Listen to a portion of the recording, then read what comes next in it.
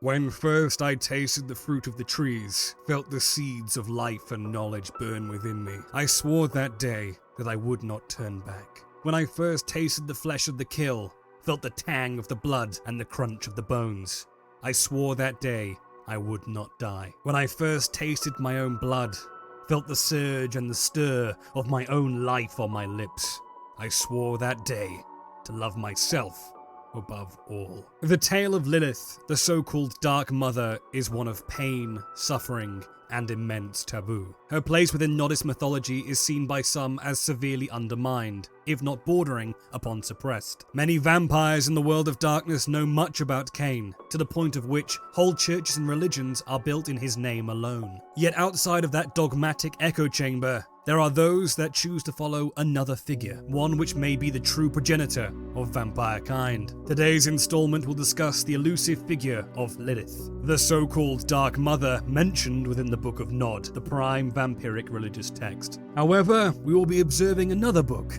safely kept by a cult devoted to her worship, understanding the freedom she stood for, yet the immense pain she suffered through. The Bahari text, the revelations of the Dark Mother, is the source of our tale tonight. It captures a mythological epic of deep tragedy and distressing themes. It takes place at the very beginning of humanity and depicts a warped, darkened view of Genesis from the eyes of a woman who endured some of the worst torments a god can imbue. So, if you enjoy grim tales from dark universes or want to learn more about the world of darkness, perhaps leave a like or even subscribe, as it helps the channel immensely.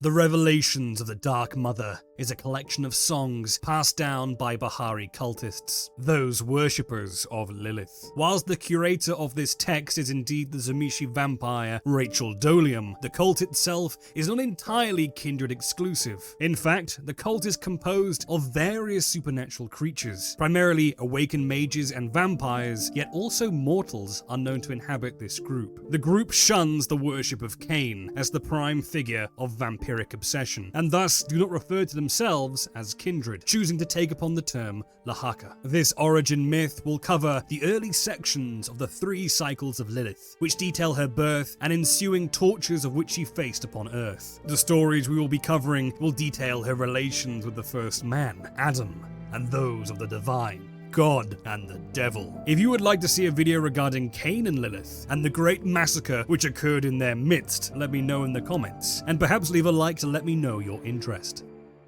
At the beginning of time, there was nothing. Only a primordial, astral being known as the Ancient One, which within immeasurable amounts of years would stir slightly, then fall back into slumber. Upon the 333rd moment of its enduring span of stirring, it finally opened its eyes upon the dark universe, to which a cosmic bolt of light split the omnipotent abyss. Thus, the Shining Ones were born. You may know these within mortal scripture as Jehovah, Lucifer, Gabriel, names which define angelic, purely created beings. Jehovah of all of these was the firstborn. Upon this infinite universe, these beings of light did create many gardens on many different worlds, yet Jehovah's was the finest.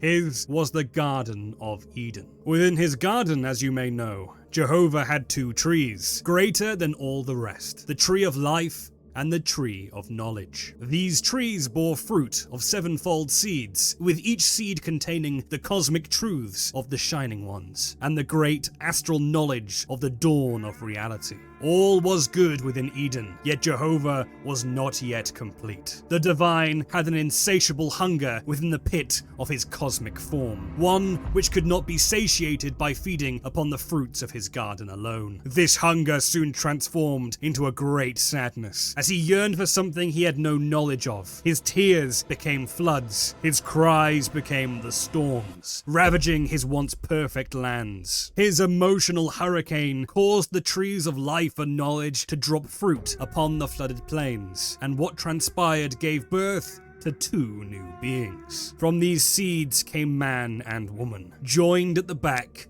both equal as 2 halves. Seeing such, the ancient Jehovah, overjoyed, split the 2 beings to walk independently. Jehovah, as the god of this garden, gave these 2 creatures names. The male would be known as Adam, the female Lilith. Adam was granted the gifts of shaping and naming the creatures of this planet, whereas Lilith was tasked with the gift of fertility and intuition. Within this garden, they were instructed of one rule: never to eat the fruits of the trees of life and knowledge, for they hold the secrets of which only godhood can withstand. Jehovah warned that eating of them would cause their innards to boil, like divine lightning coursing through their flesh and bone. Lilith, however, did not believe as such, yet heeded Jehovah's command.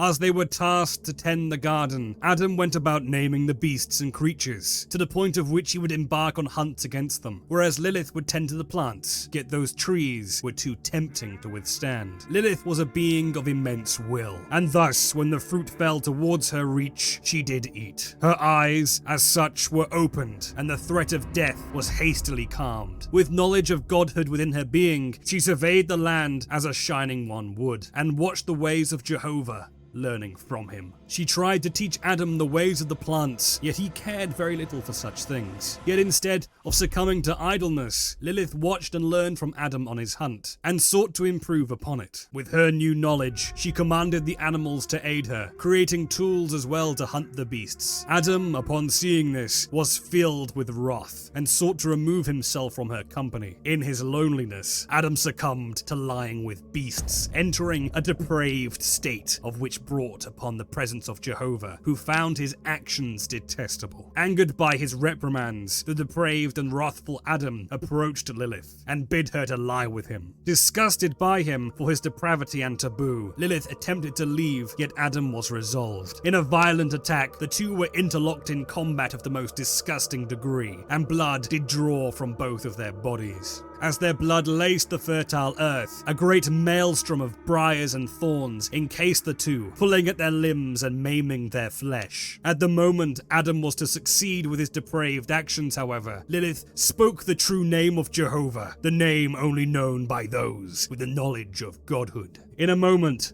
Lilith was brought up into the heavens, leaving Adam bloodied and alone in a fit of his own depraved desire. In this so-called kingdom of heaven, Jehovah, with divine anger, bid Lilith tell him how she knew of such secrets of his mortally forbidden name. The injured woman, in the clutches of the divine, spoke truthfully, however, for she was not ashamed. She relayed how she ate from the fallen fruit, and her wisdom thus calmed the great storms of the holy being. She then, of her own power, created flowers within the firmament of heaven. The storm quieted, and the two embraced. Now, as you may realize, dear listener, this tale has taken a vast departure from biblical scripture, of which you may know. Yet this is merely the tip of the iceberg. For 7 nights did Lilith and Jehovah spend with each other. Within their embrace, a love unknown to mortals occurred, and she did lie with her creator. Upon the 7th night, she asked Jehovah to share with her the knowledge and powers of godhood, yet he refused. She stated how the two were now equal, yet such words were insulting to the omnipotent power. As Adam had, Jehovah was consumed by wrathful anger, knowing that another being had defied his orders and had ascended to his station, and thus he banished Lilith back onto the world to wander the lands outside of Eden, completely alone.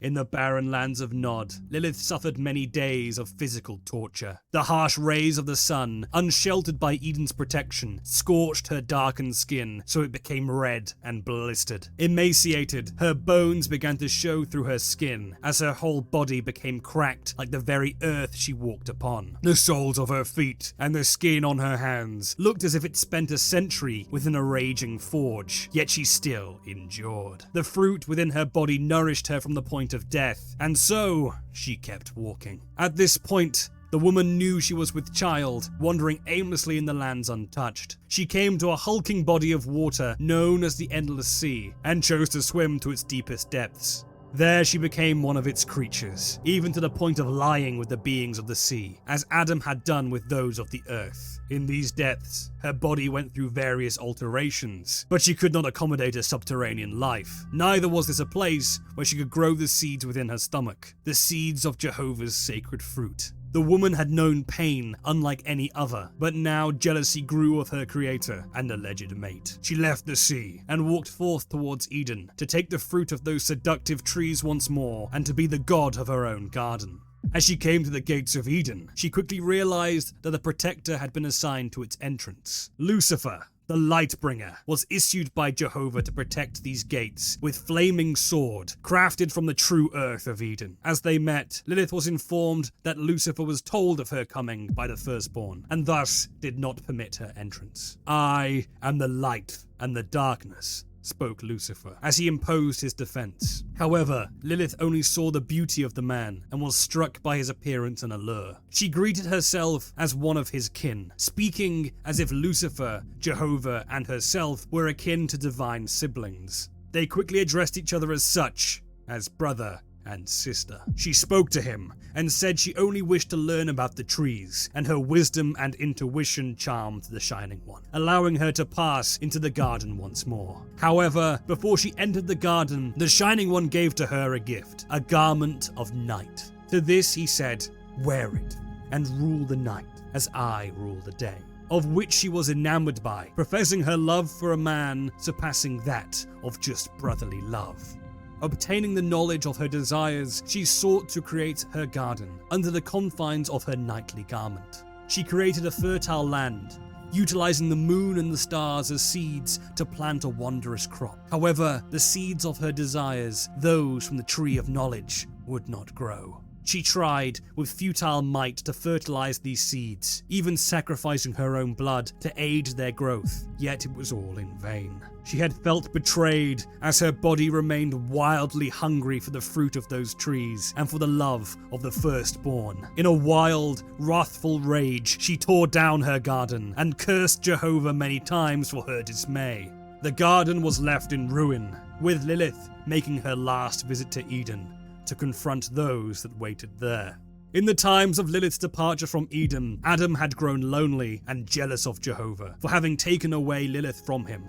To appease his spawn, Jehovah molded with clay a new being, yet Adam was repulsed. Destroying this new woman, Jehovah set a deep slumber upon Adam and plucked a rib from his body in his sleep. From this rib alone he created Eve, a being of which Adam awoke to in wonder and delight. For this was a being Jehovah made for Adam to satiate his carnal depravity, a being that would not be his equal within this cruel world. Lilith at this point had made her way back to the gates of Eden, yet once again was met by her beloved Lucifer, her brother and so-called mate. They argued about her trespassing, but Lilith spoke again about her inability to grow the trees of Jehovah's Eden, and that she was not how Jehovah had described to Lucifer, standing within the light rather than the darkness he depicted. Casting aside his flaming sword, Lucifer permitted her entrance once more. Within the garden, she cast out her garment of night and transformed into a great serpent. She spoke to the Tree of Knowledge and asked how she could grow one as such, and the tree appeased her demand, teaching her of its secrets. However,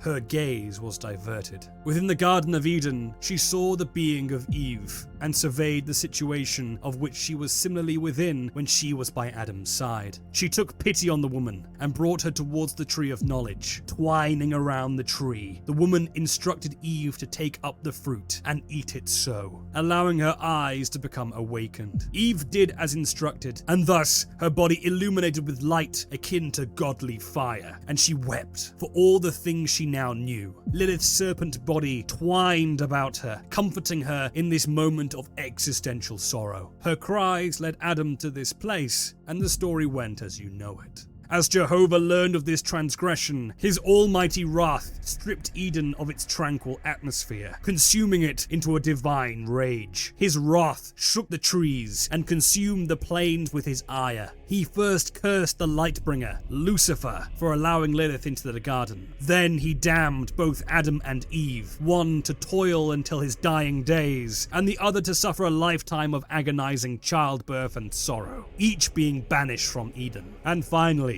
his former mate, his supposed sister Lilith. She had a special curse placed upon her. She was cursed to live an eternity until the dying days of the Ancient One. She shall give birth to an eternity of children, yet each child was destined to never love her, nor shall she ever love again. She would see only within the confines of night and be completely blinded by the day, and her skin shall crack and burn with the light, and only heal under the glimmer of the moon. Lucifer and Lilith were then commanded by divine order to become the reapers of the field, to forever cut short the lives of the children of Adam and Eve, to be their shadows of their finite lifespan.